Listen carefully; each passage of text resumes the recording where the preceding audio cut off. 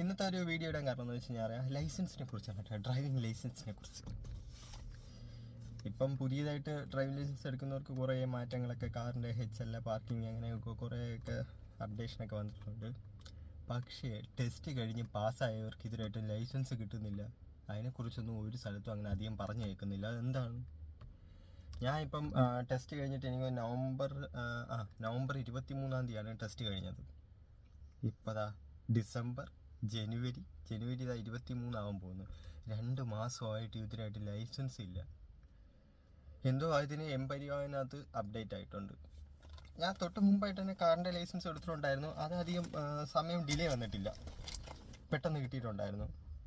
അത് കഴിഞ്ഞിട്ട് fork ലിഫ്റ്റിൻ്റെ licence എടുത്തു. അതാണ് ഇപ്പം കിട്ടാൻ ഒരു ഡിലേ.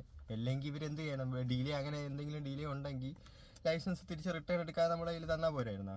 എന്താ അതെങ്കിലും വെച്ചിരിക്കാനില്ല. ഇപ്പോൾ പുറത്തോട്ട് എവിടെയെങ്കിലൊക്കെ പോകണമെങ്കിൽ ഒരു ലൈസൻസ് കയ്യിലിരിക്കണം എന്നാണല്ലോ. അതല്ലെങ്കിൽ പിന്നെ എംപരിവാനകത്ത് അപ്ഡേറ്റ് ആയിട്ടുണ്ട്, അതുകൊണ്ട് പിന്നെ അത് കാണിക്കും. പിന്നെ ഡിജി ലോക്കറിനകത്തും ചെയ്തിട്ടുണ്ട്. എന്നാലും എല്ലാവർക്കും ചിലപ്പം അങ്ങനെ നോക്കുന്നവരും ഇല്ലാത്തവരും ഉണ്ട്. അങ്ങനെയുള്ളവർക്കൊക്കെ പാടില്ലേ? അല്ലെങ്കിൽ എന്താണ് അതിനെക്കുറിച്ച് ഒരു അപ്ഡേറ്റും വരാത്തതായിട്ട്?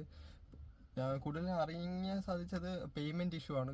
അതായത് കേരള ഗവൺമെൻറ് അവർ ഡ്രൈവിംഗ് ലൈസൻസിൻ്റെ എന്തോ കാർഡ് അടിക്കുന്ന സെപ്പറേറ്റ് പ്രൈവറ്റ് ഏജൻസി എന്തോ ആണ്. അപ്പോൾ അവർക്ക് ഫണ്ടിൻ്റെ ഇഷ്യൂ ഒക്കെ ഉണ്ട്. അതായത് കൊടുക്കാത്ത പേയ്മെൻറ്റ് ഡിലേ ഉണ്ട്. അതുകൊണ്ടാണ് ഈ സ്മാർട്ട് കാർഡ് അച്ചടിക്കാത്തത് എന്നതിനെക്കുറിച്ചൊക്കെയാണ് പറയണത്.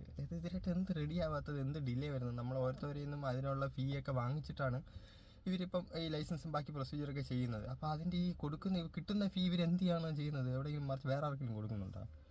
ചുമ്മാ ഈ പേയ്മെൻറ്റ് ഇപ്പോൾ സെപ്പറേറ്റ് ഒരു പ്രൈവറ്റ് ഏജൻസിക്ക് ഇപ്പം കൊടുത്താലും ഇപ്പോൾ അവർക്ക് എത്രയാണോ അതിൻ്റെ വാല്യൂ, അത് ഓരോരുത്തരെയും ലൈസൻസ് ട്രയലൈസ് ചെയ്യുമ്പോൾ അതിൻ്റെ ഇതായിട്ട് ഒരു ഫീ ആയിട്ട് ഇവർ വാങ്ങിക്കുന്നുണ്ടല്ലോ, അത് അവർക്കല്ലേ കൊടുക്കേണ്ടത്.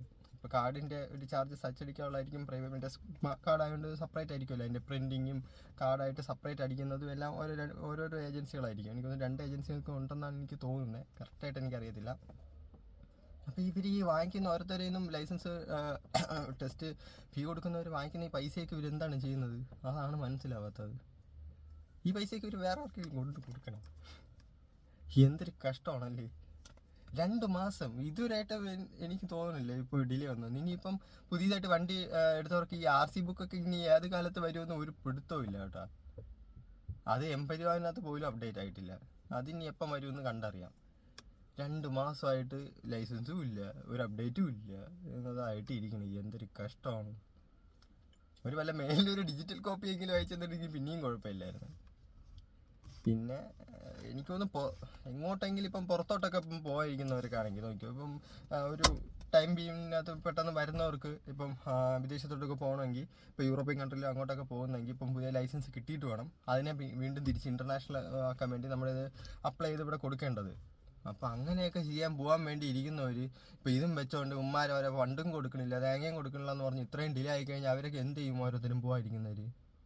ഇനി ഇതൊക്കെ എപ്പോൾ വരാം? ഇനി പിന്നെ തിരിച്ചിത് കാർഡ് അടുത്ത ഇൻ്റർനാഷണലോട്ട് ഇതാക്കാൻ വേണ്ടി അടുത്തത് അപ്ലൈ ചെയ്യുമ്പോൾ പിന്നെ അതിൻ്റേതായ വീണ്ടും വേറെ കുറേ പാടുകൾ. എന്തൊരു കഷ്ടത്തോടെ ഇത്, വല്ലാത്തൊരു കഷ്ടം തന്നെ. ഇതിനെക്കുറിച്ചൊന്നും ഓരോരുത്തന്മാരും മിണ്ടാത്തത് എന്താണെന്ന് എനിക്ക് മനസ്സിലാവണില്ല. ഒരു മാസമൊക്കെ ഡിലേ വരാം, ഇതിപ്പോൾ 2 മാസം. ഇതിനിപ്പോൾ എത്ര മാസം വരെ പോകുമെന്ന് എനിക്കൊരു പിടുത്തമില്ല. കഷ്ടം തന്നെ, വല്ലാത്ത കഷ്ടം തന്നെ. എന്ത് പറയാൻ, ആരെടുത്ത് പറയാൻ, ആര് കേൾക്കാൻ? ഒരു കാര്യമില്ല പറഞ്ഞിട്ട്. കഷ്ടം, സങ്കടം ഉണ്ടോ? സങ്കടം. കാറിൻ്റെ ലൈസൻസ് എടുത്ത ഉടനെയാണ് ഞാൻ ഈ ഫോർക്ക് ലിഫ്റ്റ് എടുക്കാൻ വേണ്ടി അടുത്ത സ്ഥലത്ത് കൊടുത്തത്. കയ്യിലത് കാർഡ് കണ്ടുപോലും ഇല്ല ധരിച്ചത്. ഇമാർ എന്തിനാ റിട്ടേൺ എടുക്കണത്? പിന്നെ കാർഡ് പഴയ സത്യം പറഞ്ഞാൽ ഈ കാറിന് എടുക്കാൻ മുമ്പ് എനിക്ക് ബൈക്ക് ഉണ്ടായിരുന്നു. ബൈക്കിൻ്റെ ലൈസൻസ് ഉണ്ടായിരുന്ന സമയത്ത് അത് പക്ഷേ ആ റിട്ടേൺ വാങ്ങിച്ചില്ല. എൻ്റെ കയ്യിൽ തന്നെ ഉണ്ട്. അത് വലിയ ഉപകാരം. അപ്പോൾ അതുപോലെ കാറിൻ്റെ കൂടെ വാങ്ങിച്ചില്ലായിരുന്നെങ്കിൽ കുറച്ചും കൂടി ഉപകാരമായിരുന്നു. ആ കാർഡ് എന്തിന് ചുമ്മാ ഈ ഒരു കാർഡ് വെച്ചിട്ട് ചുമ്മാ ഡമ്പ് അടിച്ച് കിടക്കും. നമ്മളെ വീട്ടിലെങ്കിലും വെച്ചിരിക്കല്ലേ. അല്ലെങ്കിൽ അതിനി അവിടെ ഡമ്പ് അടിച്ച് അതിങ്ങനെ കിടക്കും. വല്ലാത്ത കഷ്ടം തന്നെ മുതലാളി, വല്ലാത്ത കഷ്ടം തന്നെ.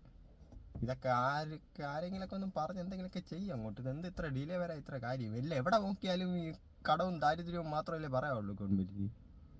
ഇതൊക്കെ ഇനിയിപ്പോൾ പുതിയ ഗതാഗത മന്ത്രിയൊക്കെ വന്നു, അപ്പോൾ ഇനിയെങ്കിലും മാറ്റം വരുമെന്ന് പ്രതീക്ഷിക്കുന്നു. ഇനി ഒരു മാസം കൂടെ കഴിഞ്ഞാൽ 3 മാസത്തിനകത്തെങ്കിലും ഡ്രൈവിംഗ് ലൈസൻസ് കിട്ടി കഴിഞ്ഞാൽ അത്രയും നല്ലതായിരുന്നു. കിട്ടുമായിരിക്കും എന്ന് പ്രതീക്ഷിക്കുന്നു. ഇത്രേ പറയാനുള്ളൂ. ഒരു സങ്കടോടെ ഇത് ആരടുത്ത് പറയാൻ, ആര് കേൾക്കാൻ. എന്നാലും ചുമ്മാ ഇതിലെങ്കിലും ഒന്ന് വന്ന് പറഞ്ഞിട്ട് പോകാമെന്ന് വിചാരിച്ചു. അപ്പം ബൈ, ടാറ്റ.